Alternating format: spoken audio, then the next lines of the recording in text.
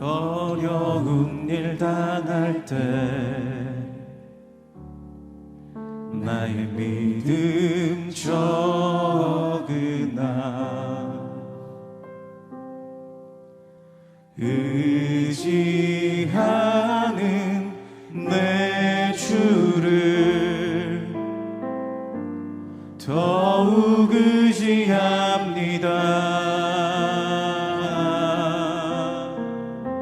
성령께서 내 마음 밝히 비춰주시니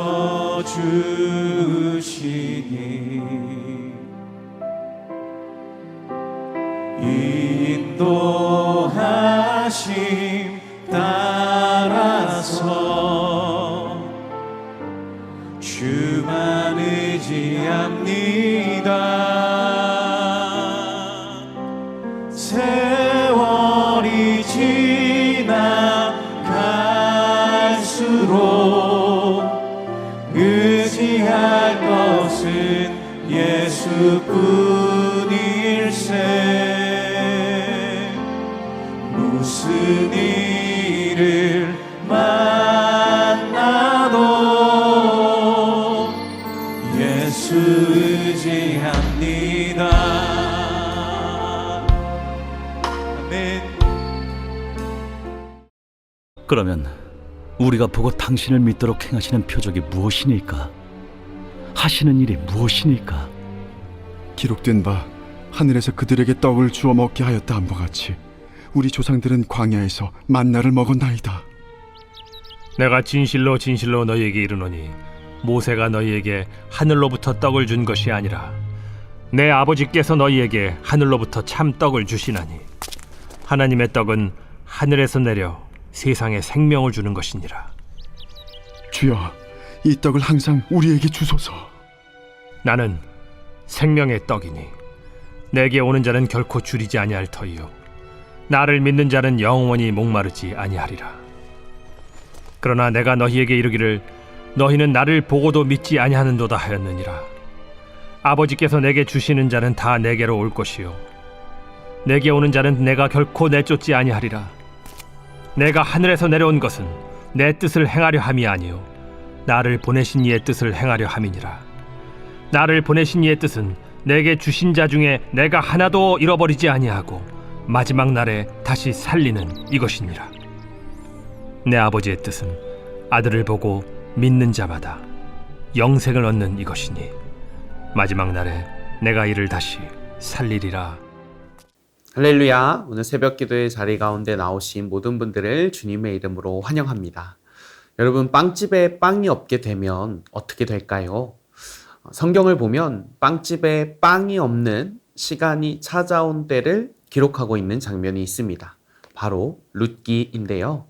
룻기의 배경은 베들레헴입니다. 이 베들레헴은 이름 자체가 빵집이라는 뜻입니다. 그런데 빵집에 빵이 떨어진 시간이 찾아온 것이죠. 그래서 나오미의 가족은 빵을 찾아 모압으로 떠나게 됩니다. 여기서 확인하게 되는 한 가지 사실은 무엇입니까?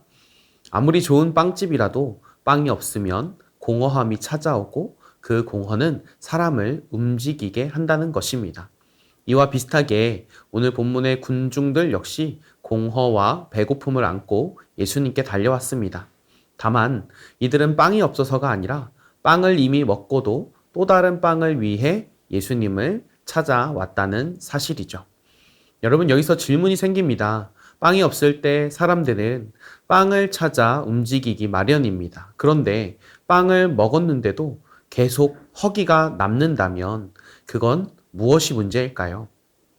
먼저 이 대화는 오병이어 기적 이후에 이어지는 내용입니다. 군중들은 이미 예수님이 빵을 공급하시는 것을 보았고 예수님을 임금으로 삼으려 했죠. 그러나 주님은 그들의 의도를 정확하게 아셨습니다. 그리고 그 자리를 피하여 산으로 가십니다. 그런데 놀랍게도 군중들이 그 예수를 찾아왔다는 것이죠. 그들이 그토록 주님을 찾기 원했던 이유는 간단해 보입니다. 빵을 또 얻기 위해서였을 것입니다.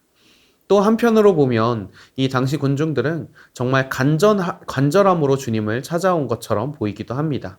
그리고 어쩌면 실제로도 간절했을지도 모르겠습니다. 왜냐하면 사람은 한 번 공급받은 기쁨은 쉽게 잊지 못하기 때문이죠.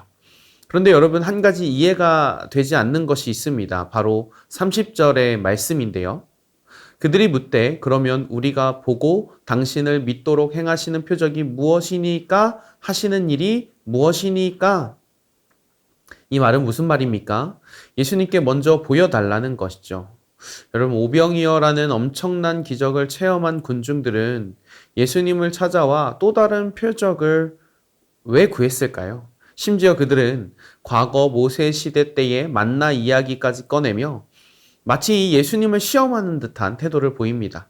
31절에서 그들은 이렇게 말합니다. 우리 조상들은 광야에서 만나를 먹었습니다. 쉽게 표현하면 이 예수 당신이 모세급으로 한번 보여달라는 것입니다. 그럼 내가 한번 믿어드리겠습니다. 이렇게 말하고 있었던 것입니다. 여러분, 군중들의 이러한 집요함과 영적 무감각함은 어디에서 비롯된 것일까요? 여기서 우리는 중요한 한 가지 진리를 발견하게 됩니다.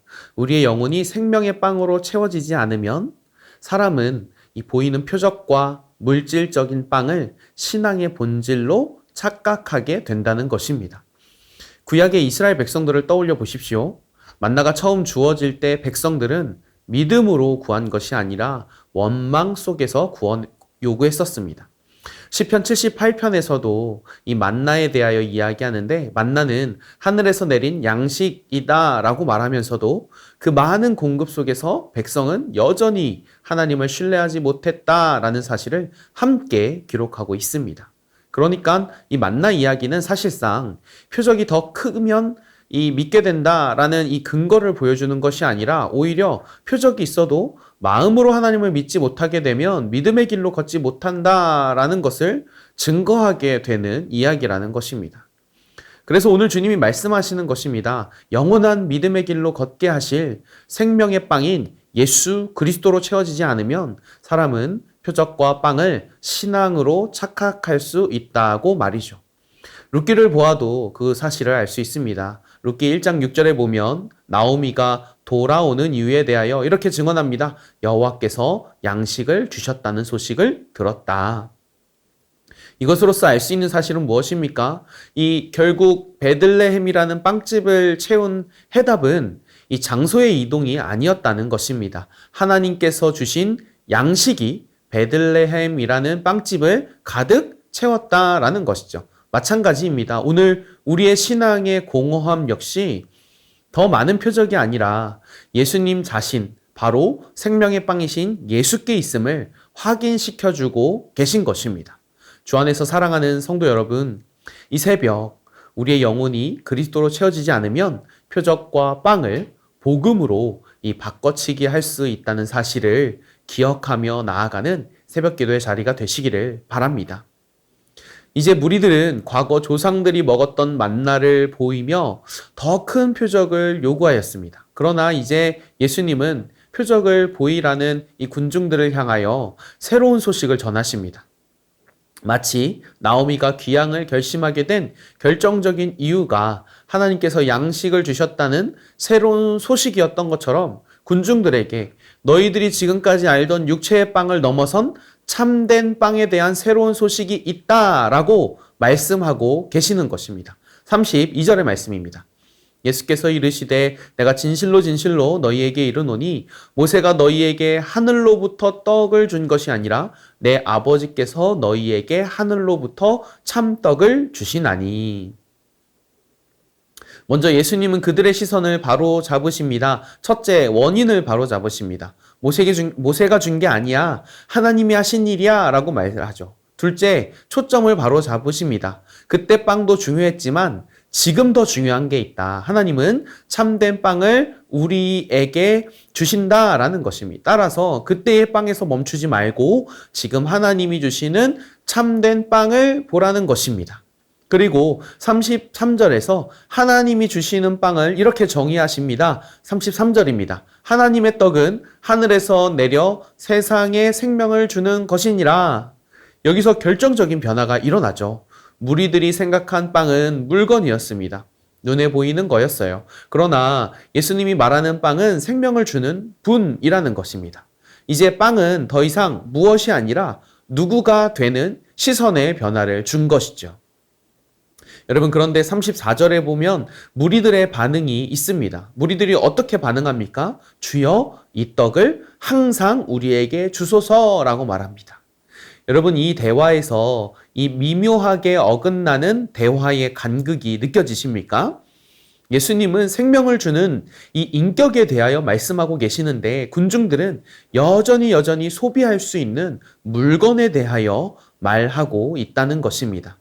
다르게 표현하면 예수님은 관계로 부르시고 있는 중인데 그들은 공급만을 원하고 있었던 것이고, 예수님은 구원을 주시려 하는데 그들은 생활의 안정을 먼저 원하고 있었다라는 것입니다.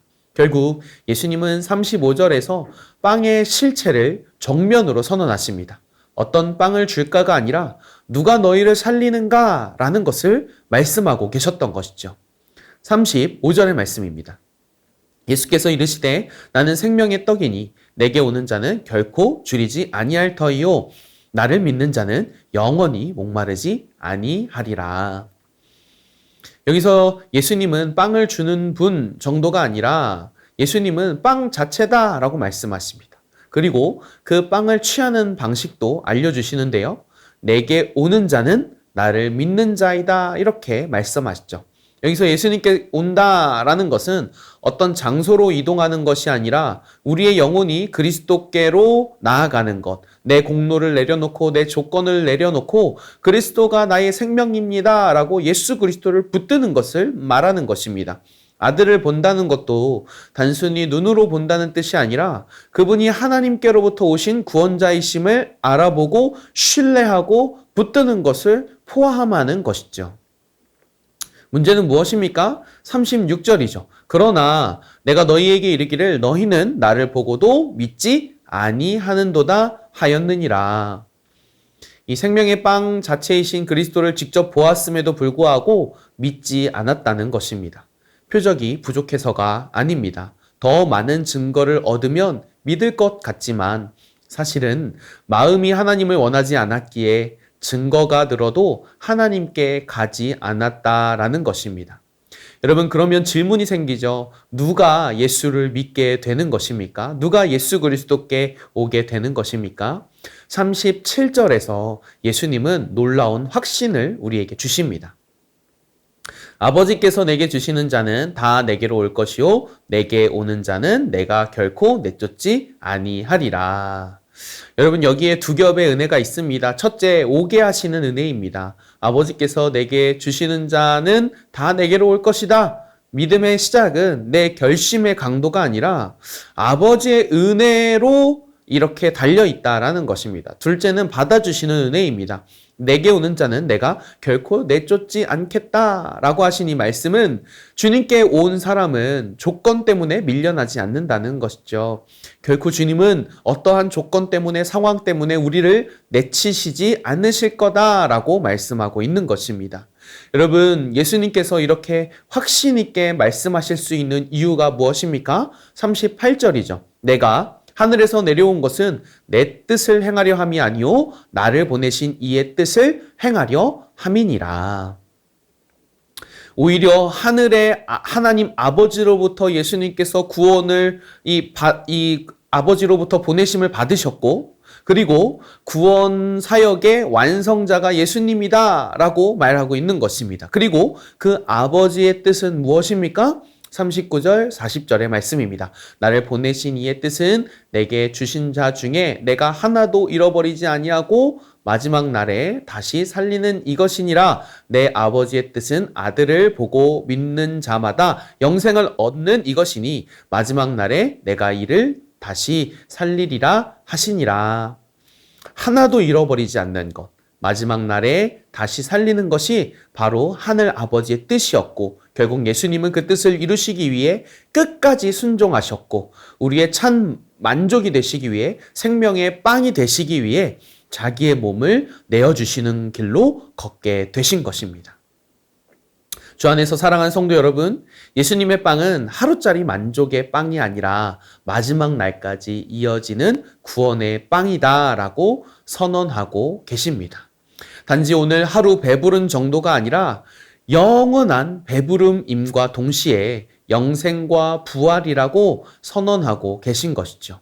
그러므로 여러분, 오늘 우리의 하루의 삶 가운데에 우리는 하루짜리 만족을 구할 것이 아니라 마지막 날까지 이어지는 영원한 만족을 주실 그 예수 그리스도를 구하며 나아가는 이 새벽 기도의 자리가 되어져야 하는 것입니다.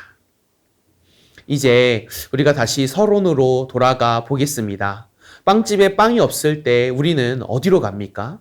우리는 이곳저곳을 찾아다닙니다. 전화를 돌리고 달리고 사정하고 애쓰면서 빵을 줄 곳을 찾아다니죠. 그런데 우리의 영혼의 세계도 똑같은 것 같습니다. 내 안에 참된 빵이신 예수 그리스도가 없으면 사람은 반드시 다른 것으로 채우려 하죠. 표적, 성취, 인정, 성공, 감정적 경험, 안전과 관계 등으로 채우려고 합니다. 그런데 그런 환경적 요소들이 채워지는 것이 잠깐 우리를 배부르게 할 수는 있어도 그것이 우리에게 영원한 배부름을 주지 못한다는 것입니다. 오늘 주님은 우리에게 말씀하십니다. 나는 생명의 떡이다. 내게로 오라. 내가 결코 내쫓지 아니하겠다. 내가 너를 잃어버리지 않겠다. 마지막 날까지 너를 다시 살려서 영원히 나와 함께 하겠다라고 말이죠. 그러니 오늘 우리의 적용은 단순합니다. 주님, 증거를 더 주세요가 아니라 주님이 내게 전부입니다. 주님의 빵집인 나를 참된 빵이시며 영원히 줄이지 않고 목마르지 않게 하시는 예수 그리스도로 나를 채워 주시옵소서. 오직 예수로 나를 가득 채워 주시옵소서. 그렇게 기도하는 것이죠. 상황을 먼저 바꿔주시옵소서가 아니라 내 마음이 떡을 주인으로 삼지 않게 하시고 주님을 붙드는 삶으로 나아가게 하여 주시옵소서라고. 주님, 내게 오라 하셨으니 제가 주님께 갑니다. 믿습니다. 주님이 제 생명의 떡이십니다. 그렇게 고백하며 나아가게 해달라고 하나님께 부르짖는 것. 그것이 오늘 이 새벽 기도의 자리 가운데에 우리가 해야 할 것이 아니겠습니까? 오늘도 그 참된 생명의 빵이신 예수 그리스도로 충만하게 채워져서 주님이 주신 참된 만족을 소유하게 되는 이 새벽 기도의 자리가 되시기를 주님의 이름으로 축복합니다. 우리 기도 제목 읽고 함께 기도하겠습니다. 주님, 눈에 보이는 표적과 환경의 떡을 신앙의 본질로 착각하지 않게 하시고 오직 생명의 떡이신 예수님으로 나의 영혼을 채워 주옵소서. 아멘. 주님, 하루짜리 만족에 흔들리지 않게 하시고 제 삶의 선택과 우선순위가 영원한 관점으로 정렬되게 하소서. 아멘. 다음 주부터 진행되는 더봄 특별 새벽 부흥회를 기도로 먼저 준비케 하시고 말씀과 기도 가운데 성령께서 충만히 역사하셔서 참여하는 모든 성도가 생명의 떡이신 예수님으로 채워지는 은혜를 누리게 하소서. 아멘.